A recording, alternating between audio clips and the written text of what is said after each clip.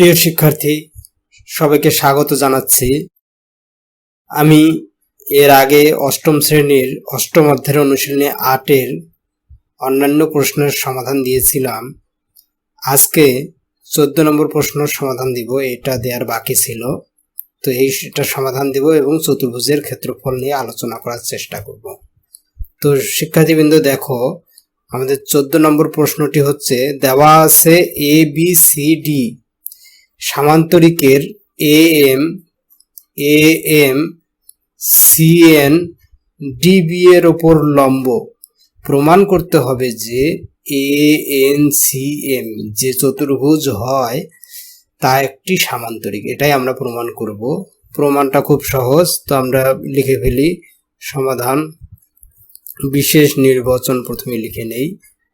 বিশেষ নির্বাচন, আমার মনে হয় বিশেষ নির্বাচনটি তোমরা লিখতে পারবা, তারপরও আমি লিখে দিই আমার মতো। যে দেওয়া আছে, এখানে যেহেতু দেওয়াই আছে, তাহলে দেওয়া আছে এ বি সি ডি সামান্তরিকের এএম ও সিএন বিডি এর ওপর লম্ব। বিডি এর ওপর লম্ব। প্রমাণ করতে হবে যে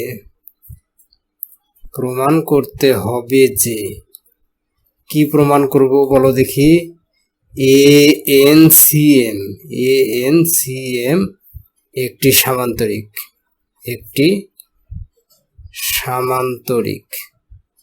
তো আমরা এটা প্রমাণ করব সামান্তরিক।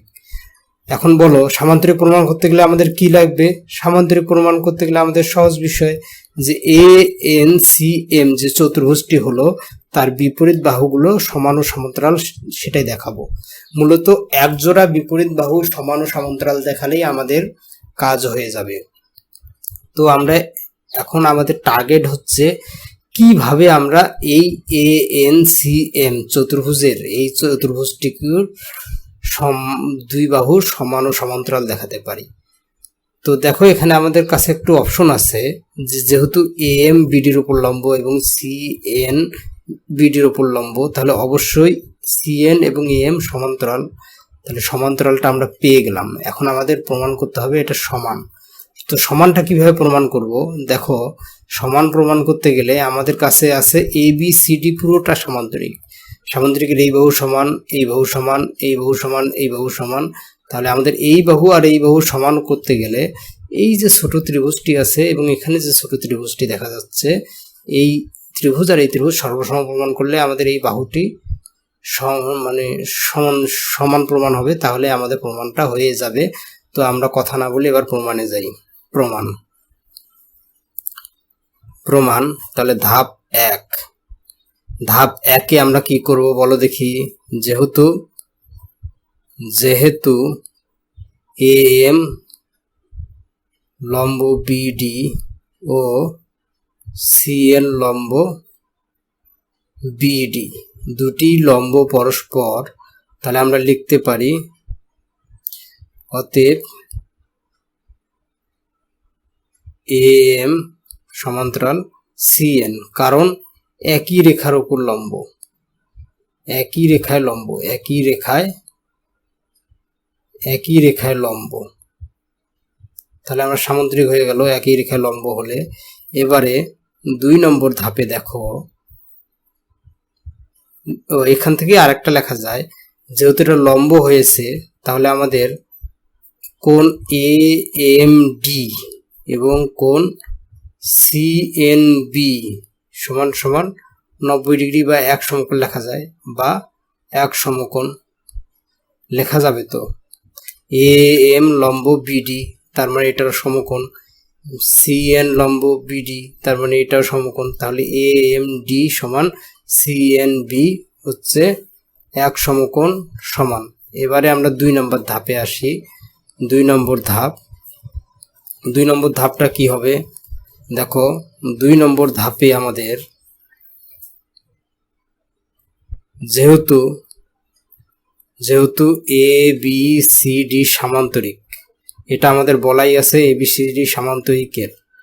সামান্তরিক, এখানে বলা আছে যে ABCD সামান্তরিক, তাহলে ABCD যেহেতু সামান্তরিক তাহলে অবশ্যই ABCD সামান্তরিক হলে AD আর BC সমান ও সমান্তরাল এবং AB এবং BCD সমান ও সমান্তরাল। সেটাই আমরা লিখব যে AD সমান BC এবং AD সমান্তরাল BC এবং সাথে AB সমান CD এবং AB সমান্তরাল CD। এটা হবে যেহেতু সামান্তরিকের বিপরীত বাহুগুলো সমান ও সমান্তরাল, সামান্তরিকের বিপরীত বাহুগুলো সমান ও সমান্তরাল। এটা তোমরা সাইড নোট হিসেবে দিতে পারো বা মূল্যায়ন হিসেবে বা যথাযথতা হিসাবে। এবারে 3 নম্বর ধাপ। তাহলে দেখো আমাদের এটি হচ্ছে সামান্তরিক, এই বাহু আর এই বাহু হলো সমান। আর এখন দেখো যেহেতু সামান্তরিক তাহলে এডি আর সমান্তরাল বিসি পাচ্ছি আমরা, তাহলে আমরা এডি সমান্তরাল বিসি পাইলাম। তো তাহলে যেহেতু আবার লিখি, যেহেতু এডি সমান্তরাল বিসি, এডি সমান্তরাল বিসি হওয়া মানে কি এডি আর বিসি সমান্তরাল হলো, আর বিডিটা হচ্ছে তাদের ছেদক। এডি আর বিসি সমান্তরাল, বিডি তাদের ছেদক। তাহলে আমরা লিখি যে এডি সমান্তরাল বিসি এবং বিডি ছেদক। তাহলে ছেদক হলে এদের দ্বারা যে একান্তর কোণ হচ্ছে, এখানে একটি একান্তর কোণ, এখানে একটি একান্তর কোণ, এই একান্তর কোণ জোড়া হবে পরস্পর সমান। দ্যাট মিনস এডি বি এবং সিবিডি পরস্পর সমান। ঠিক আছে, তাহলে অতএব একান্তর কোণ এডিবি সমান একান্তর কোণ হবে কত? সিবিডি। তো এখানে দেখো এডিবি এই পুরোটা না লিখে আমি যদি এডিএম লিখি তাহলেও তো এই ডি কোণটাকে নির্দেশ করে। আবার একই ক্ষেত্রে সিবিডি না লিখে সিবিএন লিখলেও কিন্তু আমার বি কোণটা নির্দেশিত হয়। ফলে আমি এখানে একটু সহজীকরণ করব আমাদের সুবিধার্থে। কেন করছি তোমরা নিজেরাই বুঝতে পারবা। তাহলে এডিএম সমান কোণ সিবিএন হলো। এবারে আমাদের এখানে যে দুটি ত্রিভুজ আছে দেখো এডিএম এবং সিবিএন, এই ত্রিভুজ দুটো থেকে আমরা পাচ্ছি এই কোণ সমান এই বাহু সমান এবং এটি এক সমকোণ। তাহলে এই ত্রিভুজ দুটো থেকে এই বাহু সমান, এটা হচ্ছে এক সমকোণ। তাহলে ত্রিভুজ দুটো থেকে আমরা বাহু কোণ পাচ্ছি আর বাহু। তাহলে এখানে আর একটা জিনিস দেখো, আর একটা কোণ আমাদের সমান করতে হবে। আমরা যদি এই কোণটা সমান করতে পারি তাহলে এর কোণটা কি সমান হবে? একটু চেষ্টা করি, চিন্তা করি। দেখো 4 নম্বর ধাপে যেহেতু কোণ এডিএম সমান কোণ সিবিএন ও কোণ এএমডি সমান কোণ সিএনডি সমান 90 ডিগ্রি। এটা আমাদের ধাপ কোথায় পেয়েছি? এই যে ধাপ একে একটা পেয়েছি এবং একটু আগে একটা পেলাম, সেখান থেকে দুইটা কোণ সমান। তাহলে অতএব দুইটা ত্রিভুজের 3 কোণের সমষ্টি হচ্ছে 180। এই ত্রিভুজের 3 কোণের সমষ্টি হচ্ছে 180। তাহলে এই কোণ আর এই কোণের আরেকটা ত্রিভুজের এই কোণ আর এই কোণ যদি সমান হয়, থার্ড কোণটাও অবশিষ্ট কোণটাও হবে সমান। যেহেতু 180 ডিগ্রি হয় তাহলে অবশিষ্ট কোণ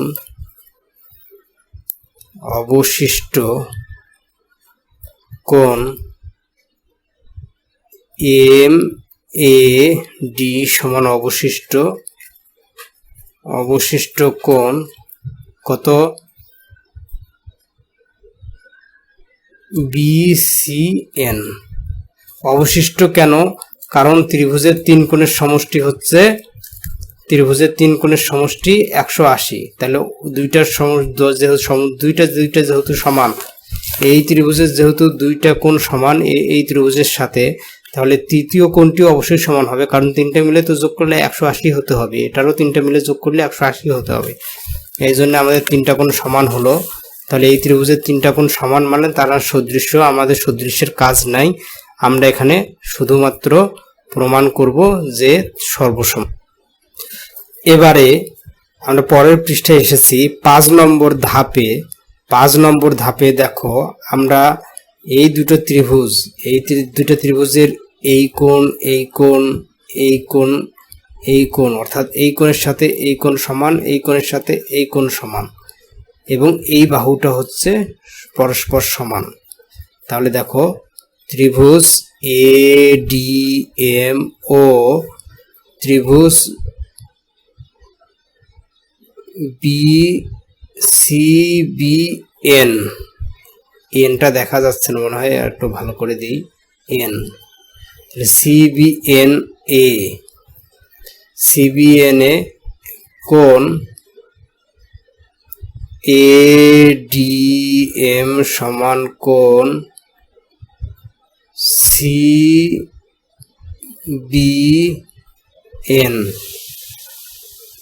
তারপরে AD সমান BC, এটা সামান্তরিকের বিপরীত বাহু। এবং ফাইনালি কোণ DAM সমান কোণ BCN, অর্থাৎ ADM এবং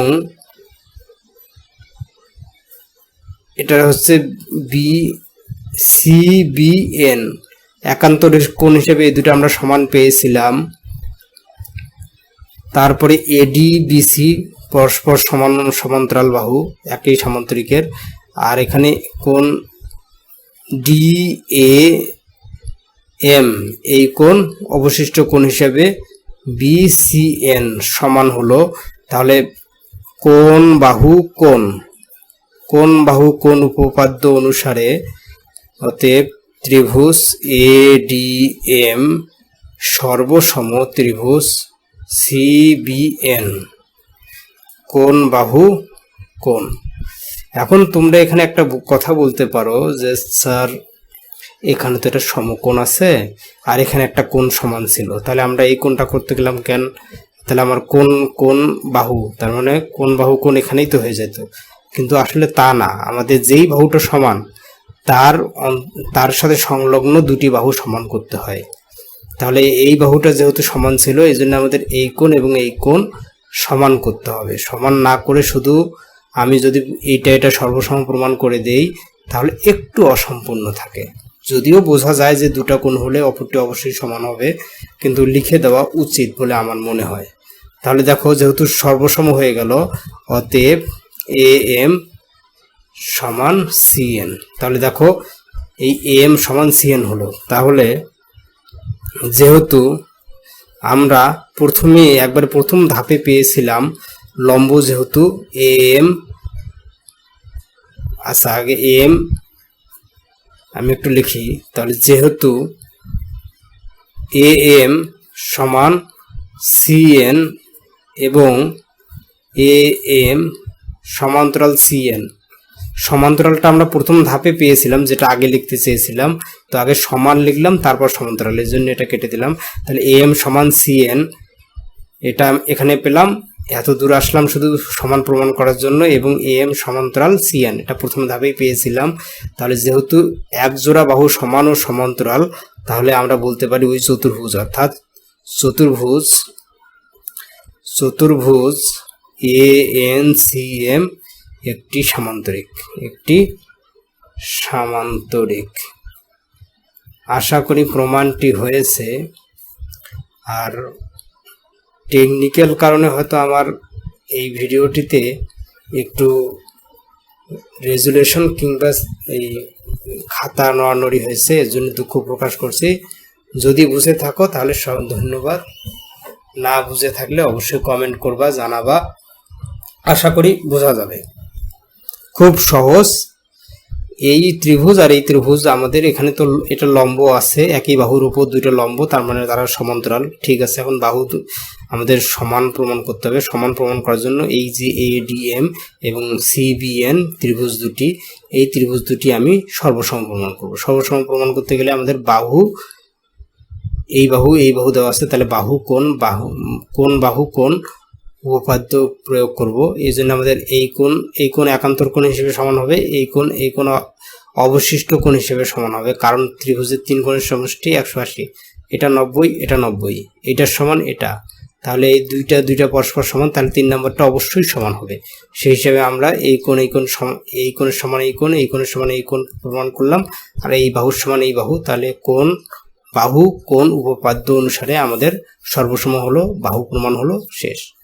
প্রমাণটা খুব ইজি। এখন এখানে সৃজনশীল কিছু আসে। মূলত তোমরা সৃজনশীলের জন্য এই অধ্যায়ের যদি বিগত বছরগুলোতে আসা কোশ্চেনগুলো সলভ করো, তাহলেই মোটামুটি পরীক্ষার জন্য খুব খুব কমন পাবা আশা করি। এখন আমরা যেটুকু করব, একটা চতুর্ভুজের ছোট্ট একটা প্রশ্ন। সাপোজ একটি বর্গ না লিখে ঘন লিখি, ঘনকের কর্ণের দৈর্ঘ্য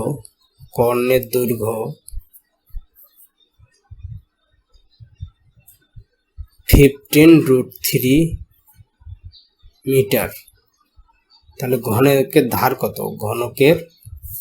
ধার কত? এতদিনে আশা করি সবাই সূত্রগুলো শিখেছ। আমি শুধু এখানে একটু সলভ করে দেই এই প্রশ্নটি। ঘনকের কর্ণের দৈর্ঘ্য এত, ঘনকের আকার কত? তোমরা জানো ঘনক কাকে বলে? ঘনক হচ্ছে আমাদের যে বাড়িতে আমরা লুডো খেলি ছক্কাটা, সেটাই ঘনক। অর্থাৎ যার 6টা তল থাকবে এবং তলগুলো পরস্পর সমান, মানে ধারগুলোর সব সাইড সমান, সেটাকেই বলা হয় ঘনক। তো এই ঘনকের এই প্রত্যেকটা কিনারা বরাবরকে বলা হয় ধার। তাহলে ঘনকের যেহেতু সব ধার সমান, তাহলে আমাদের কর্ণের দৈর্ঘ্য দেওয়া আছে, ধারটা নির্ণয় করতে হবে। তাহলে মনে করি কর্ণের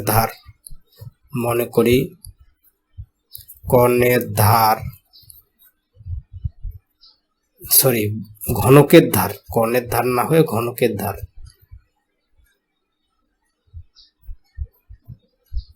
ওকে, ধন্যবাদ।